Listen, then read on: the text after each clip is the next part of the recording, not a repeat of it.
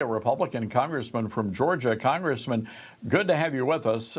Real quick here, what's going on within the Republican Party? It seems like whenever Trump is not on the ballot, your party has a hard time bringing out the numbers. Well, I think we're just in a celebratory mood right now, but we need to get down and be serious about it when it comes to, someone who requires election in a special election. So that's kind of the way I see it. It's great to be with you, Todd. Yeah, Congressman, a lot happening up on Capitol Hill, and I know that you have really taken the helm on going after these activist judges who seem to think they have more power than the President of the United States.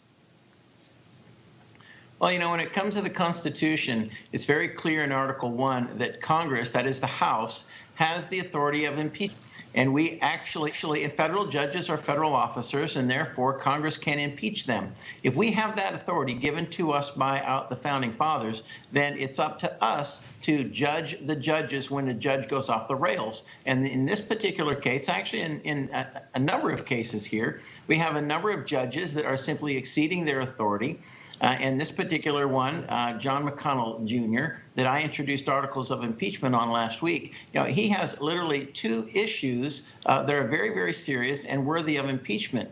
The first one is a conflict of interest, where he sits on the board of a nonprofit in Rhode Island, and he's been on that board for over about 20 years, I guess, right now. And he oversees here and issues an order telling President Trump that he cannot suspend payments to NGOs so that he can look at waste, fraud, and abuse, and yet his NGO, Crossroads Rhode Island, will benefit from that order that the judge has just issued, and the judge is sitting on the board of the NGO. I mean, if that's not a conflict of interest, I don't know what is. And then you have the clear abuse of authority, where he literally is exceeding his authority, and he is such an activist judge, and the rhetoric that comes out of his mouth just goes to show you that he does not have the ability to issue a fair and unbiased judgment.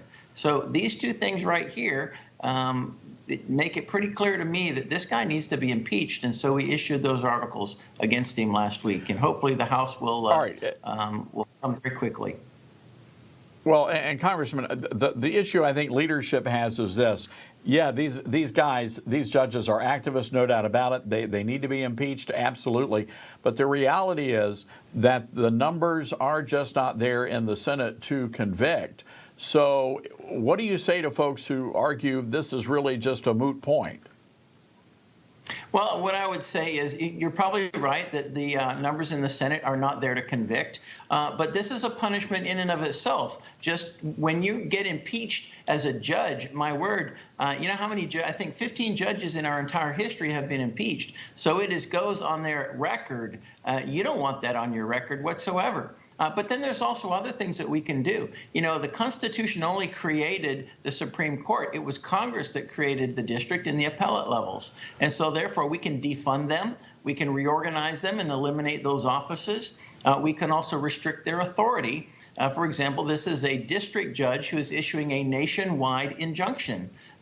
Think about that for a minute. Even the Supreme Court doesn't individually, the individual justices, they don't issue nationwide injunctions. They issue it as a body. But here you have this individual judge, all right, issuing a nationwide injunction, not within his district, all right, not even within his circuit, but nationwide. That is a serious abuse of authority, in my opinion. All right, so let's go back to something you just said there, because you're right. The House does have the ability to defund these courts. What is the process of that happening? What are the chances of that happening? Speaker Johnson mentioned that it's certainly something to look at. Do you think that's a real possibility? Well, if we in Congress, as Republicans, decide that that's what we're going to do, we certainly can. We can absolutely defund it.